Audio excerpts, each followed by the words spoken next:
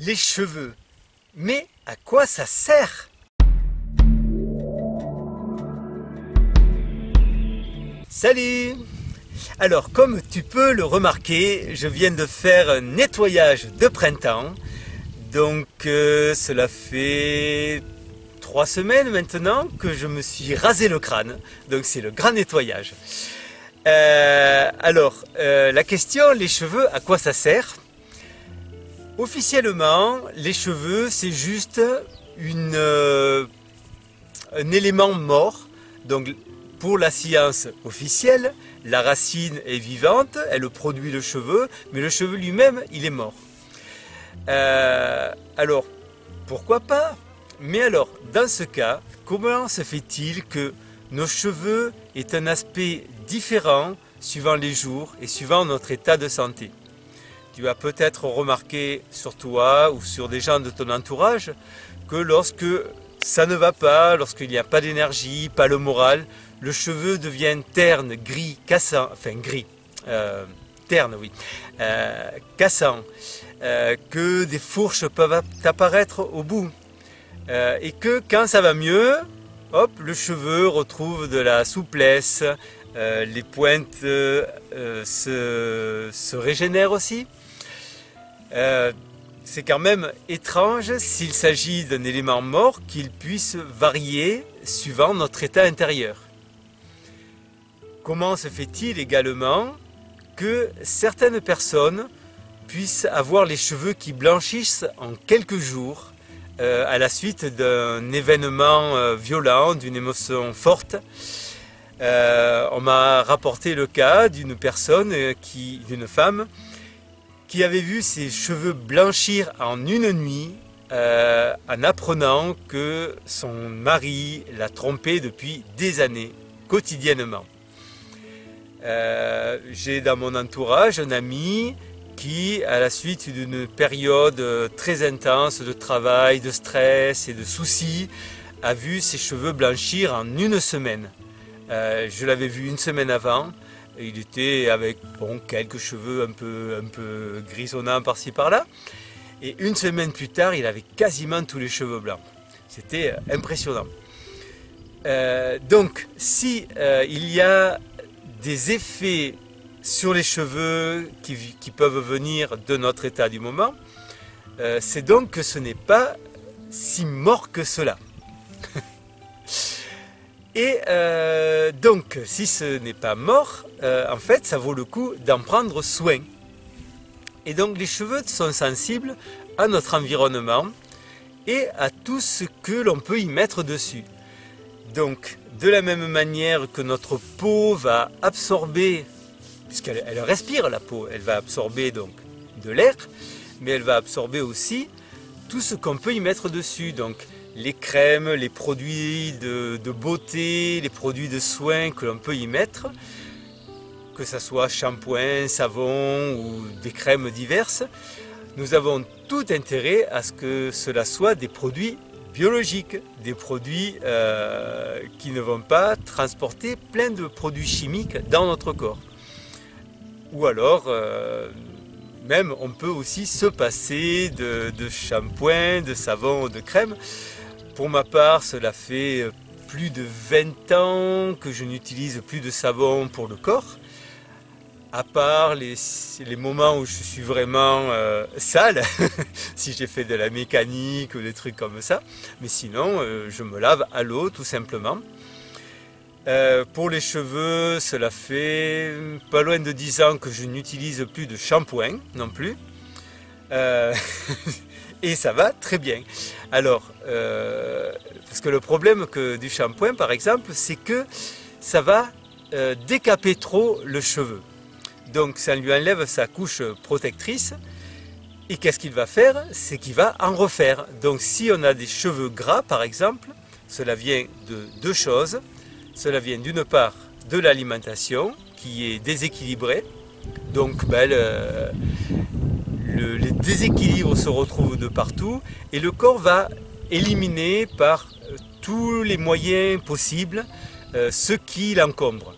Alors que ce soit par la peau, et si on a des odeurs corporelles fortes et désagréables, ça vaut le coup de voir du côté de l'alimentation. Et si les cheveux sont gras, c'est aussi une manière pour le corps d'éliminer.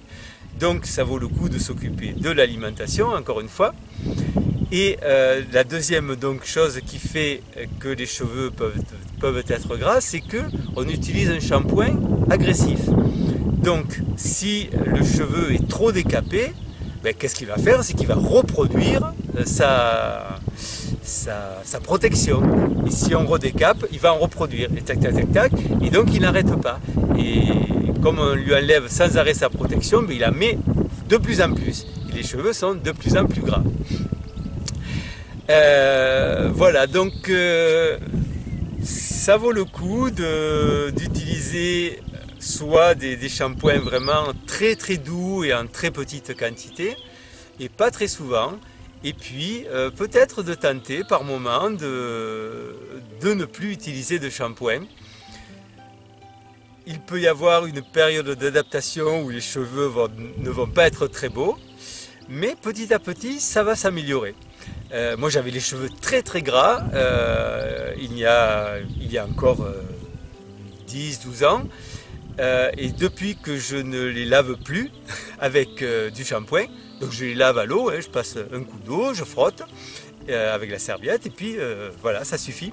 Bon là, tu vas dire, bon, il n'y a pas grand chose à laver, mais il y a quelques années j'avais les cheveux longs, puis bon, il y a un mois j'avais encore quand même une certaine quantité de cheveux qui vont revenir dans pas longtemps.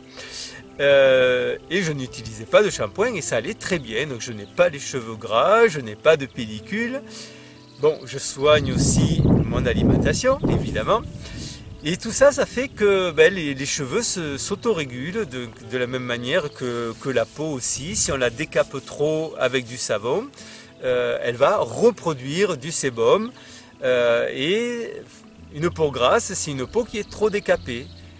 Et en lien aussi certainement avec une alimentation trop riche en graisse et en plein de choses. Pour la petite histoire, quand j'étais jeune, j'avais les pieds, mais c'était une horreur.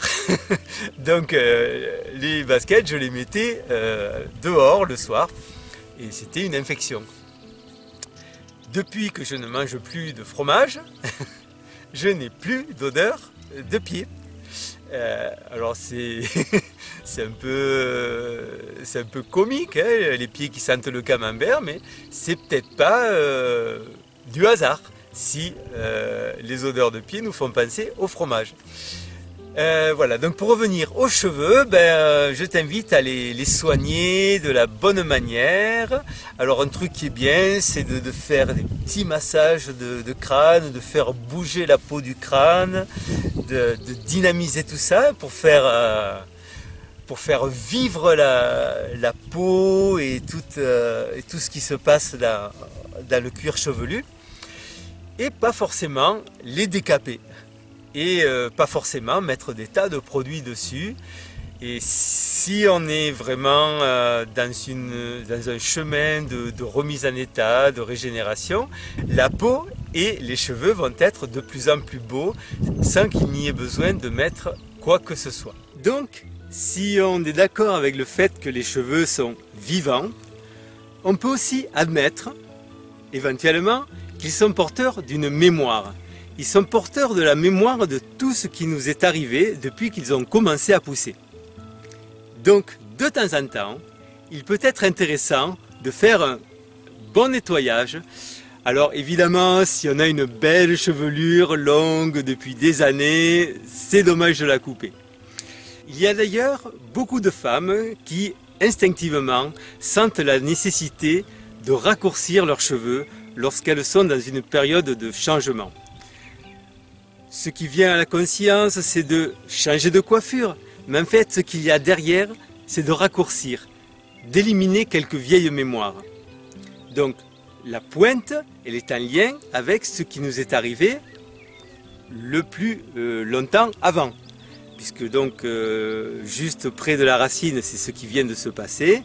Et puis, si je laisse mes cheveux pousser, donc, que je vais laisser repousser, dans quelques mois ou quelques années, ben, la pointe, ça sera ce que j'ai vécu aujourd'hui. Donc de temps en temps, il peut être intéressant de faire un bon petit nettoyage. Si on a les cheveux relativement courts, c'est pas un problème. Hop, la boule à zéro, ou du moins bien raccourcir.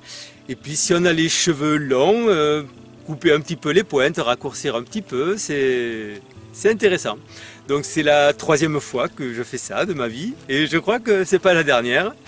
Dans les périodes où je sens que j'ai un besoin de renouveau, d'aller vers autre chose, d'ouvrir encore plus mon horizon, hop, un petit coup de boule à zéro, et c'est top. Je t'invite à expérimenter et puis à me laisser tes avis, tes commentaires et ton expérience dans les commentaires sous la vidéo. À bientôt!